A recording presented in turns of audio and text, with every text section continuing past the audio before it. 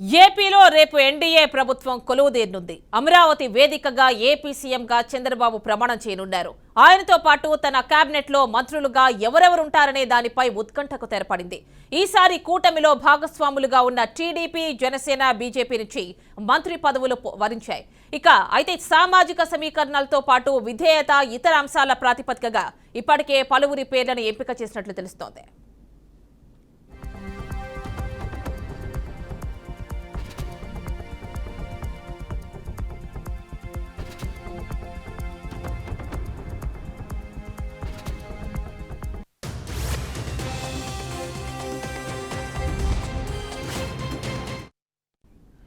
Chandrababu cabinet లో టీడీపీతో పాటు జనసేన, బీజేపీ మంత్రులు కూడా చోటు కల్పించారు. దీంతో ఇరు పార్టీల ప్రతినిధులతో చర్చించిన అనంతరం మంత్రుల పేర్లను ఖరారు చేశారు. మొత్తం 25 మంది మంత్రులకు కేబినెట్ లో చోటు కల్పించినట్లు తెలుస్తోంది. దీంతో టీడీపీ నుంచి 19 లేదా 20 మంది మంత్రులు ఉండబోతున్నారు. జనసేనకు 3 నుంచి 4 మంత్రులు, బీజేపీకి 1 నుండి 2 మంత్రులకు ఛాన్స్ దక్కినట్లు సమాచారం.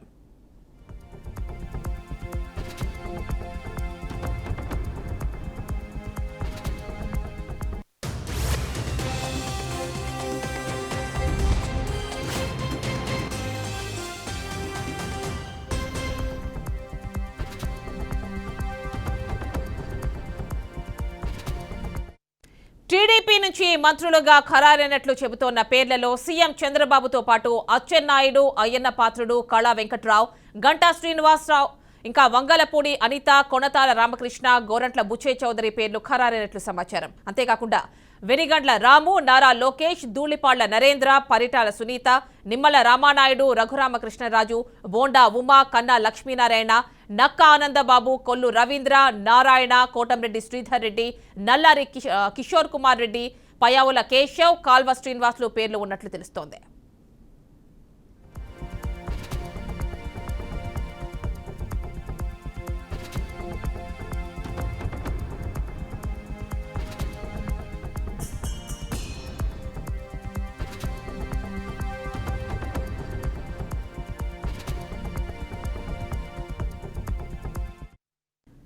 అలాగే జనసేన నుంచి మంత్రి పదవుల్లో డిప్యూటీ సీఎంగా పవన్ కళ్యాణ్ తో పాటు నాదెండ్ల మనోహర్, కణతాల రామకృష్ణ పేర్లు ఖరారైనట్లు తెలుస్తోంది.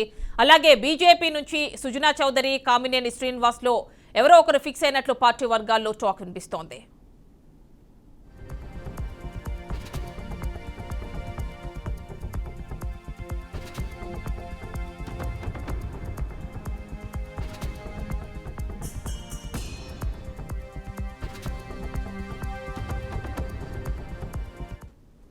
మరోవైపు ఎన్డీఏ కూటమి నేతలు అచ్చెన్నాయుడు, పురంధేశ్వరి, నాదెండ్ల గవర్నర్ అబ్దుల్ నజీర్ ను కలిశారు.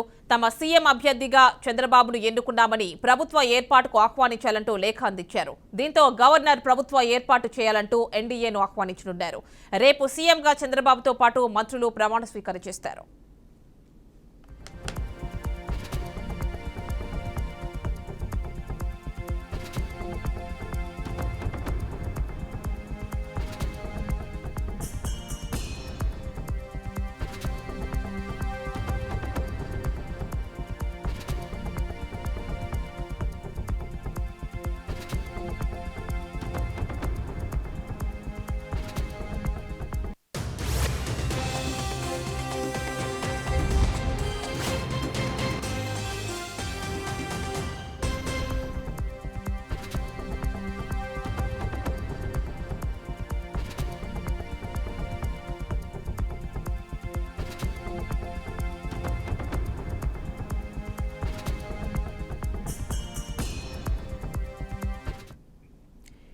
ఏపీలో రేపు ఎన్డీఏ ప్రభుత్వం కొలువుదీరనుంది. అమరావతి వేదికగా ఏపీ సీఎంగా చంద్రబాబు ప్రమాణ స్వీకారం చేయనున్నారు. ఆయనతో పాటు తన కేబినెట్ లో మంత్రులుగా ఎవరెవరుంటారు అనే దానిపై ఉత్కంఠ నెలకొంది. అదేవిధంగా దానికి తెరపడే సమయం కూడా ఆసన్నమైంది. ఈసారి కూటమిలో భాగస్వాములుగా ఉన్న టీడీపీ, జనసేన, బీజేపీ నుంచి మంత్రి పదవులు ఎవరెవరిని వరించాయి. అయితే సామాజిక సమీకరణలతో పాటు విధేయత, ఇతర అంశాల ప్రాతిపదికగా ఇప్పటికే పలువురి పేర్లను ఎంపిక చేసినట్లు సమాచారం.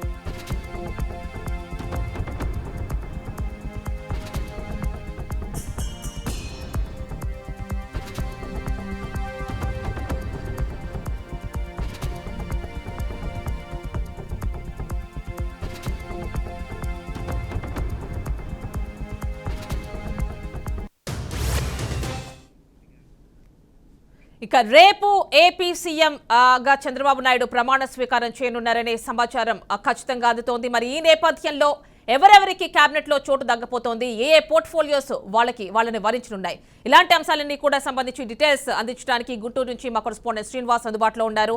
శ్రీనివాస్, చెప్పండి, రేపు ప్రమాణ స్వీకారం చేయబోయే అంటే సీఎంతో పాటు ప్రమాణ స్వీకారం మంత్రులుగా చేయబోయే వారు ఎవరెవరు ఉండబోతున్నారు అండ్ ఏ పోర్ట్ఫోలియోస్ వాళ్ళకి దక్కే అవకాశం ఉన్నట్లుగా ఇన్ఫర్మేషన్ వస్తోంది?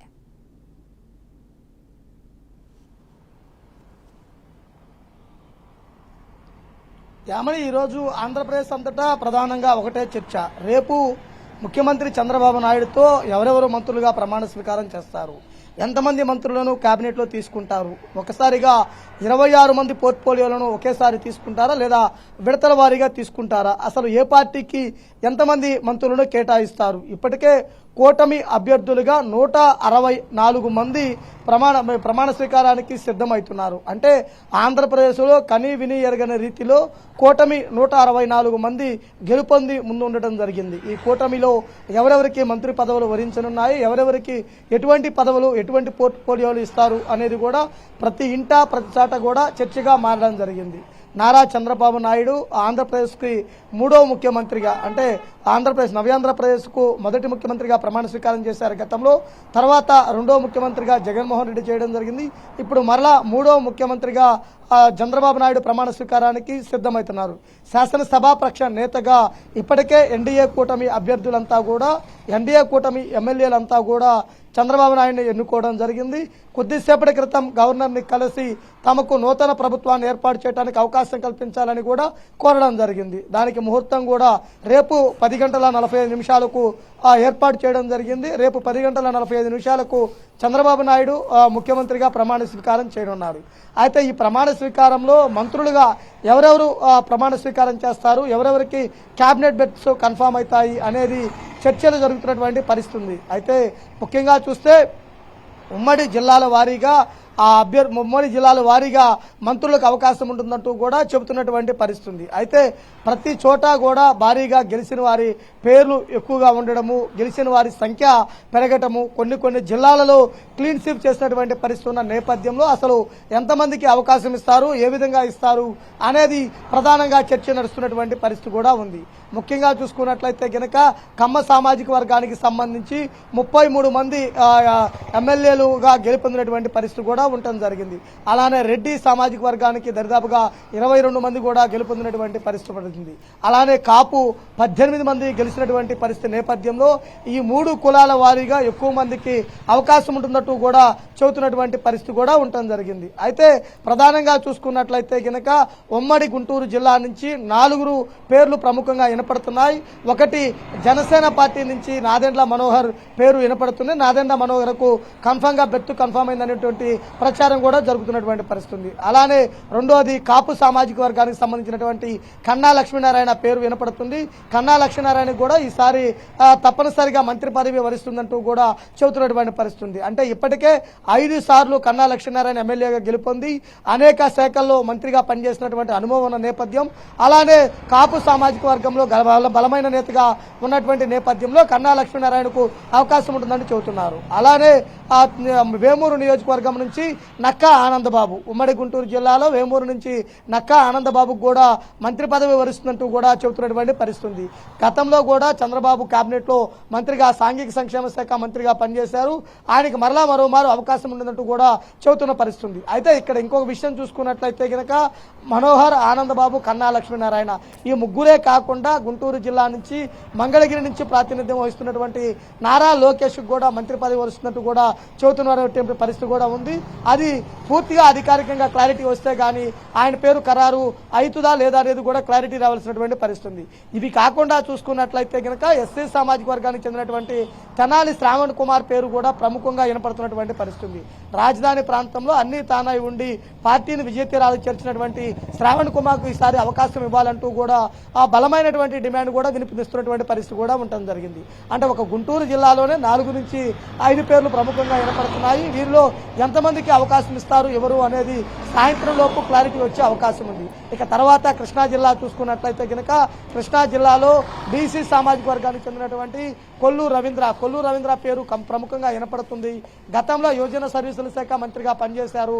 ఆయనకి మరోమారు అవకాశం కల్పిస్తారంటూ కూడా ప్రచారం జరుగుతుంది. ఆయనతో పాటు చూసుకున్నట్లయితే కనుక 2 బీజేపీ నుంచి ప్రాతినిధ్యం వహిస్తున్నటువంటి ఎమ్మెల్యేలు ఉన్నారు. ఒకటి సుజనా చౌదరి, సీనియర్ నేతగా ఉన్నటువంటి సుజనా చౌదరి, 2 కామినేని శ్రీనివాసు. వీళ్ళిరువురు కూడా బీజేపీ నుంచి ఉన్నారు. బీజేపీ నుంచి తప్పనిసరిగా వీళ్ళిరువురులో ఒకరికి మంత్రి పదవి వస్తుందంటూ కూడా చెబుతున్నటువంటి పరిస్థితి. వీరితో పాటు మండలి బుద్ధప్రసాద్ అవనగడ్డ నియోజకవర్గం నుంచి జనసేన పార్టీ తరఫున పోటీ చేసి విజయం సాధించారు. ఆయనకి కూడా ఈసారి మంత్రి పదవి తప్పనిసరిగా వరిస్తుంది. గతంలో చూసుకున్నట్లయితే కనుక ఉపసభాపతిగా పనిచేసినటువంటి అనుభవం ఉంది కాబట్టి ఆయనకి తప్పనిసరిగా మంత్రి పదవి వరుస్తున్నట్టు కూడా చెబుతున్నటువంటి పరిస్థితి ఉంది. అయితే ఇక్కడ చూసుకున్నట్లయితే కనుక గుంటూరు, కృష్ణా ఈ 2 ఉమ్మడి జిల్లాలలో మొత్తం 33 స్థానాలను కూడా కూటమి అభ్యర్థులు విజయం సాధించారు.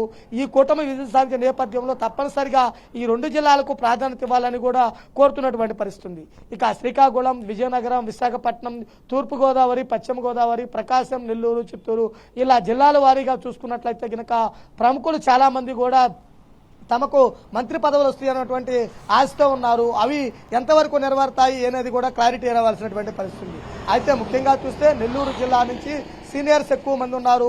సోమిరెడ్డి చంద్రమోహన్ రెడ్డి గతంలో 5 సార్లు ఓటమి సమిచినా గానీ 6సారి ప్రయత్నించి ఈసారి విజయం సాధించారు. ఆయన మంత్రి పదవి రేసులో ముందు ఉన్నారంటూ కూడా స్పష్టంగా చెబుతున్నటువంటి పరిస్థితి ఉంది.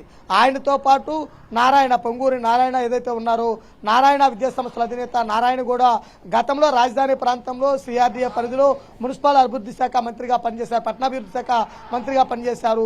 ఆయన ఈసారి తప్పనిసరిగా మంత్రి పదవి వరిస్తుందంటూ కూడా చెబుతున్నటువంటి పరిస్థితి ఉంది. ఇక ప్రకాశం జిల్లాలో గొట్టిపాటి రవి గతంలో వైసీపీ నుంచి తెలుగుదేశం పార్టీలోకి వచ్చినా గానీ ఎన్ని ఒడిదుడుకులున్న పార్టీని అంటుబెట్టుకుని ఈసారి అద్దంకి నుంచి భారీ మెజార్టీతో గెలిచారు. ఆయనకు కూడా తప్పనిసరిగా మంత్రి పదవి వస్తుందంటూ కూడా ప్రకాశం జిల్లా నుంచి చెబుతున్నటువంటి పరిస్థితి. ఈయనతో పాటు టీడీ జనార్దన్ అంటే దామంచర్ల జనార్దన్ అక్కడ ఏదైతే ఉన్నారో ఆయనకు కూడా తప్పనిసరిగా ఒంగోలు నుంచి ప్రాతినిధ్యం వస్తున్నారు కాబట్టి ఆయనకి మంత్రి పదవి వస్తున్నట్టు కూడా చెబుతున్నటువంటి పరిస్థితి. అయితే ముఖ్యంగా చూస్తే ప్రకాశం, నెల్లూరు జిల్లాలలో కూడా తెలుగుదేశం పార్టీ అలానే కూటమి అభ్యర్థులు బలమైన విజయం చేకూరారు కాబట్టి వారికి తప్పనిసరిగా ప్రాధాన్యత ఉంటుందంటూ కూడా చెబుతున్న పరిస్థితి. ఇక ఇవి కాకుండా చూసుకున్నట్లయితే గనక ఉమ్మడి గోదావరి జిల్లాలలో, ఉభయ గోదావరి జిల్లాలలో కూడా చాలా మంది క్యూ లైన్ లో ఉన్నటువంటి పరిస్థితి. అక్కడ గతంలో సీనియర్లుగా ఉన్నటువంటి చినరాజప్ప అలానే జ్యోత్నల నెహ్రూ, వారితో పాటు గోరంట్ల బుచ్చే చౌదరి, ఇవి కాకుండా పితాని సత్యనారాయణ తెలుగుదేశం పార్టీ నుంచి బలంగా ఈ పేర్లు వినపడుతున్నాయి. వీరికి తప్పనిసరిగా మంత్రి పదవులు వస్తాయంటూ కూడా ఆశాభావం వ్యక్తం చేస్తున్నటువంటి పరిస్థితి. అలానే జనసేన ఇక్కడ చూసుకున్నట్లయితే కనుక జనసేన బలమైన స్థానాల్లో విజయం సాధించి 100% స్ట్రైక్ రేటుతో ఉన్న నేపథ్యంలో ఇక్కడ గోదావరి జిల్లా నుంచి జనసేన పార్టీ తరఫున కందుల దుర్గేష్ అలానే బొలిశెట్టి శ్రీనివాసు వీళ్ళిరువురికి కాపు సామాజిక వర్గం నుంచి అవకాశం ఉంటుందంటున్నారు. అలానే వీరితో పాటు చూసుకున్నట్లయితే కనుక ఒక్క నిమిషం హోల్డ్ లో ఉండండి. ఒక్కసారి అమరావతి బ్యూరో చీఫ్ ఏడుకొండలతో మాట్లాడదాం. ఏడుకొండలు చెప్పండి, అంటే ఇటు చూస్తే ఒక 36 మంది వరకు కూడా రేపు ప్రమాణ స్వీకారం చేసే అవకాశం కనిపిస్తుంది, అంటే చంద్రబాబు నాయుడుతో పాటు. సో మరి ఈ నేపథ్యంలో ఇప్పుడు దాకా శ్రీనివాస్ చెప్పారు ఎవరెవరిని మంత్రి పదవులు వరించే అవకాశం ఉందో. అయితే కీలకమైన డిప్యూటీ సీఎం పదవి ఎవరిని వరించే ఛాన్స్ ఉంది? ఎక్కువగా 2 పేర్లు వినిపిస్తున్నాయి ఇక్కడ. పవన్ కళ్యాణ్ కావచ్చు, ఇక మనం ఇక్కడ చూసుకున్నట్లయితే నాదెండ్ల మనోహర్ కావచ్చు.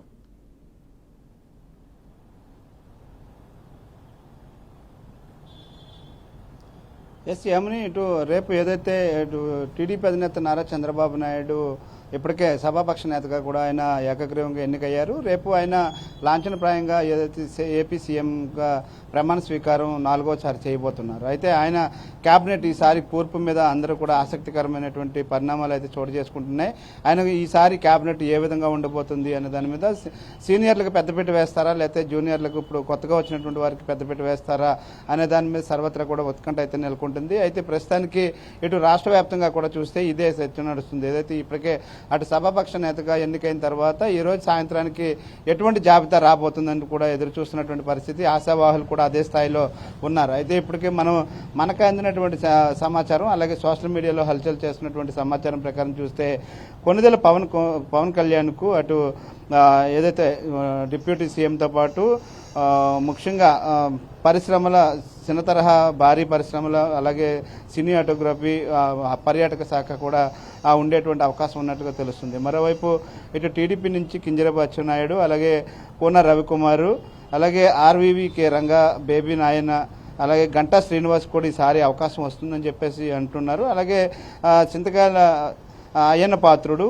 ఇతను గతంలో తనకు హోంమంత్రి కావాలంటూ కూడా నేను ఖచ్చితంగా హోంమంత్రి అవుతాను, వచ్చిన తర్వాత వైసీపీ నాయకుల తాట తీస్తానంటూ కూడా గతంలో కూడా ప్రకటించినటువంటి విషయం తెలిసింది. అయితే మరోవైపు నిమ్మల రామానాయుడు, కామినేని శ్రీనివాసు ఇటు బీజేపీ నుంచి ఉన్నారు. అలాగే గోరంట్ల బుచ్చయ్య చౌదరి అటు రాజమండ్రి రూరల్ ఎమ్మెల్యే, అలాగే కొనతాల రామకృష్ణ జనసేన పార్టీ నుంచి గెలుపొందారు, ఆయన కూడా రేస్లో ఉన్నట్లుగా తెలుస్తుంది. మరోవైపు వంగలపూడి అనిత ప్రస్తుతం ఆమె కూడా ఈ రేస్లో ఉంది. అలాగే బోండా ఉమామహేశ్వరరావు, ఈయన విజయవాడ సెంట్రల్ ఎమ్మెల్యేగా గెలుపొంది ఉన్నారు. అలాగే ఎనుగండ్ల రాము ఇటీవల ఏదైతే బూతుల మంత్రిగా పేరుగాంచినటువంటి కొడాల నాని మీద గెలుపొందినటువంటి వెనుగండ్ల రాము పేరు కూడా వినిపిస్తుంది. మరోవైపు మాజీ మంత్రి అయినటువంటి కొల్లు రవీంద్ర మచిలీపట్నం ఎమ్మెల్యే పేరు కూడా వినిపిస్తుంది. అలాగే కన్నా లక్ష్మీనారాయణ ఇటీవల బీజేపీ నుంచి ఇటు టీడీపీకి వచ్చి చేరినటువంటి కన్నా లక్ష్మీనారాయణ పేరు కూడా వినిపిస్తుంది. మరోవైపు నారా లోకేష్ ఐటీ శాఖ గతంలోనే ఏదో చేశారో అదే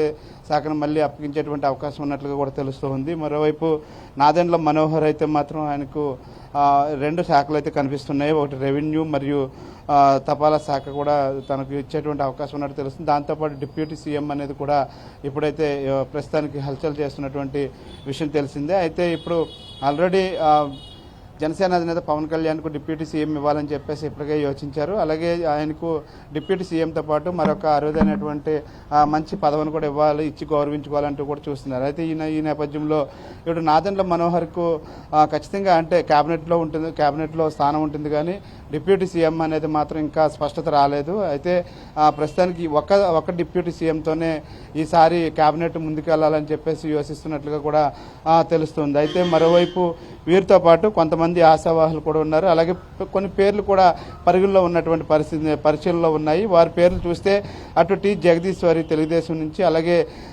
ఎస్వివిఎన్ వర్మ తెలుగుదేశం, అలాగే దేవినేని ఉమామహేశ్వరరావు మాజీ మంత్రి, తన పేరు కూడా ఇప్పుడు ఈ యొక్క పరిశీలనలో ఉంది. అలాగే బీజేపీ నుంచి ఇటు పశ్చిమ ఎమ్మెల్యేగా పోటీ చేసినటువంటి బీజేపీ నేత అయినటువంటి సుజనా చౌదరి పేరు కూడా పరిశీలనలో ఉంది. అలాగే కోమటిరెడ్డి శ్రీధర్ రెడ్డి ఇటీవల వైసీపీ నుంచి ఇటు టీడీపీ గూటుకు వచ్చారు. అయితే మొట్టమొదట వైసీపీ నుంచి టీడీపీకి వచ్చినటువంటి వ్యక్తిలో ఆయన ప్రథమ స్థానంలో ఉంటారు. అలాగే నక్కా ఆనందబాబు మాజీ మంత్రి, అలాగే దామచర్ల జనార్దన్ రావు, అలాగే కె సూర్యప్రకాశరెడ్డి కూడా ఇటీవల ఇటు వచ్చినటువంటి పరిస్థితి. అలాగే పుట్టా సుధాకర్ యాదవ్ పేరు కూడా వినిపిస్తుంది. కాల్వ శ్రీనివాసులు గతంలో ఏదైతే ఈ సమాచార శాఖ మంత్రిగా చేశారు, ఆయన పేరు కూడా ఈ పరిశీలనలో ఉంది. అయితే కందుల దుర్గేష్ ఇటీవల రాజమండ్రి నుంచి పోటీ చేశారు, అంటే నేర్తవాళ్ళ నుంచి ఆయన పోటీ చేసినటువంటి పరిస్థితి కనిపిస్తుంది. అలాగే అమర్నాథ్ రెడ్డి పేరు కూడా వినిపిస్తుంది. మరోవైపు బజ్జల వెంకట సుధీర్ రెడ్డి పేరు, వీరందరి పేర్లు కూడా పరిశీలనలో ఉన్నాయని చెప్పేసి మనకైతే వార్తలు అందుతున్నాయి. కానీ వాస్తవానికి అటు చంద్రబాబు నాయుడు కేబినెట్ ఎట్లా ఉండబోతుంది అనేది ఆయనే ఈరోజు సాయంత్రానికి స్వయంగా ప్రకటిస్తారని చెప్పేసి తెలుస్తుంది. ఇవన్నీ కూడా ఊహాగానాలంటూ కూడా కొంతమంది కొట్టిపారేస్తున్నారు. కానీ ఈరోజు కొద్దిసేపటి క్రితమే ఆయన సభాపక్ష నేతగా ఎన్నికైన తర్వాత అటు ఏ కన్వెన్షన్ నుంచి నేరుగా ఉండవెల్లికి వెళ్ళారు. ఉండవెల్లికి వెళ్ళిన తర్వాత ఇప్పుడు ప్రస్తుతానికి కేబినెట్ కసరత్తు అయితే కొనసాగుతుంది. ఈరోజు సాయంత్రానికల్లా ఇది వారికి ఎవరెవరైతే మంత్రులుగా ప్రమాణ స్వీకారం చేయాలో వారందరికీ ఫోన్లు కూడా చేసేటువంటి అవకాశం అయితే కనిపిస్తుంది. దీనికి సంబంధించి ఇప్పటికే అన్ని ఏర్పాట్లు కూడా చేశారు. మొత్తం మీద ఏదైతే రాష్ట్రంలో మాత్రం ఇప్పుడు ఆంధ్రప్రదేశ్లో రాబోయేటువంటి కొత్త మంత్రిమండలి ఎలా ఉండిపోతుంది అనేది మాత్రం రాష్ట్ర ప్రజలంతా కూడా ఎంతో ఆసక్తిగా ఎదురు చూస్తూ ఉన్నారు. యామని అంటే ఏడుకొండలు ఇక్కడ పార్టీలో ఉన్నటువంటి అంటే అటు కూటమిలోని 3 పార్టీలలో ఉన్నటువంటి నేతలు ఇప్పుడు రేపు ఎవరికైతే దక్కబోతున్నాయో మంత్రి పదవులు అవి పోర్ట్ఫోలియోస్ అవి పూర్తి సంతృప్తికరంగా ఉండబోయే ఛాన్స్ ఉందా? లేదంటే గత ప్రభుత్వంలో చూసాం 2.5 సంవత్సరాలు ఒక క్యాబినెట్, మరో 2.5 సంవత్సరాలు ఇంకో క్యాబినెట్, ఇలాంటి అవకాశాలు ఏమైనా కనిపిస్తున్నాయా?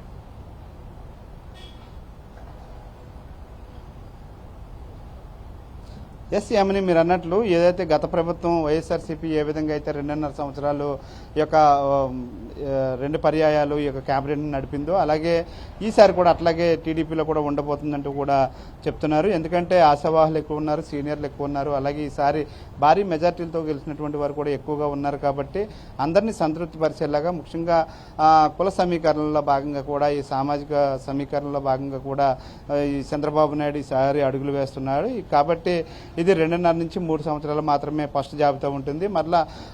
మరొకసారి మంత్రివర్గ విస్తరణ అనేది ఉంటుందని, పునర్విభజన ఉంటుంది, పునర్వ్యవస్థీకరణ ఉంటుందని చెప్తున్నారు. అయితే మొత్తం మీద చూస్తే ఈ యొక్క ఏదైతే గత ప్రభుత్వం మాదిరిగా ఈ ప్రభుత్వం కూడా చేస్తుంది, ఇది ఎంతవరకు సక్సెస్ అవుతుంది అనేది చూడాలి. ఎందుకంటే ఈ విధంగా 2.5-3 సంవత్సరాలు చేస్తే ఎంతవరకు అవగాహన ఉంటుంది, వారు ఎంతవరకు సక్సెస్ అవ్వగలరు అనే దాని మీద కూడా పలు అనుమానాలు ఉన్నాయి. గత ప్రభుత్వంలో అలాగే ఫెయిల్ అయ్యారు కాబట్టి ఈసారి కూడా అట్లా చేస్తే టీడీపీకి వైసీపీకి పెద్ద తేడా ఏంటనేది కూడా ఇప్పుడు రాజకీయ విశ్లేషకులు చెప్తున్నటువంటి పరిస్థితి. Right Edukondalu, thanks for joining. అది రేపు ఏపీ సీఎం చంద్రబాబు నాయుడుతో పాటు ఎవరెవరు మంత్రులు ప్రమాణ స్వీకారం చేయబోతున్నారు, వాళ్ళకి ఏ పోర్ట్ఫోలియోస్ దక్కబోతున్నాయి అన్న దానిపై special drive. Stay tune to BRK news Telugu సత్తా.